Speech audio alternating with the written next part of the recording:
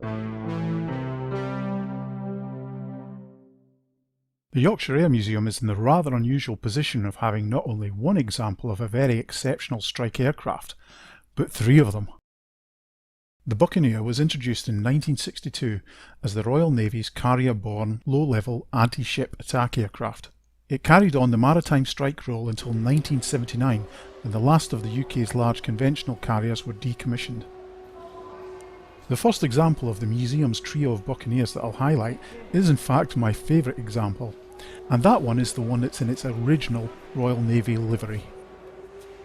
Incidentally, you'll notice that this display also includes some examples of the Martel long-range heavy attack anti-ship missiles that the naval Buccaneers used.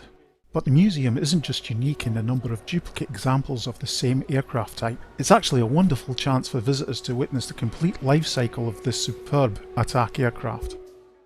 The second of the museum's Buccaneers is tucked away in the museum's holding pen area behind the main display hangar and represents an interesting twist in the story of the type's lifespan. The retirement of the Royal Navy's aircraft carriers in 1979 might have spelled the premature end to the Buccaneer service, were it not for the cancellation of the RAF's own advanced supersonic TRS-2 attack aircraft programme. The RAF was now in the market for something that could fulfil the vacant strike aircraft role. This necessitated the purchase of brand new Buccaneers, designated SB2s and now built by Hawker Siddeley, followed in 1978 with the transfer of the last of the Navy's Buccaneer S2s to the RAF. And so, this exhibit, an SB2 middle career variant, is displayed in the RAF's green and grey disruptive camouflage pattern. These remained in service as a low-level strike aircraft until, in turn, they were retired in 1994 in favour of the Panavia Tornado MRCA. And that would, or perhaps should, have been the end of the Buccaneer story, except we still have one more exhibit to look at, one which provides the final twist in the tale.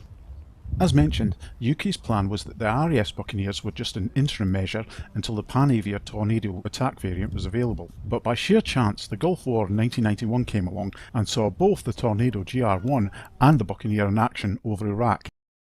The Buccaneers hastily adopted desert camouflage and they saw action alongside their successor, the Tornado GR1. Initially they fulfilled the role of laser designators for the Tornadoes, but later they conducted numerous bombing missions themselves. In all, the venerable Buccaneers completed over 218 missions, including the destruction of bridges, airfields, and they even undertook some low-level dive bombing of Iraqi targets. A fitting swan song for an aircraft that was all but retired, but which was now undertaking active duty for the first time since it was introduced almost 30 years before. The Buccaneer was finally retired, altogether this time, in 1994. A wonderfully impressive and formidable aircraft, it proved itself adept at reinventing itself and finding new roles, remaining effective right up to the end of its 32-year career.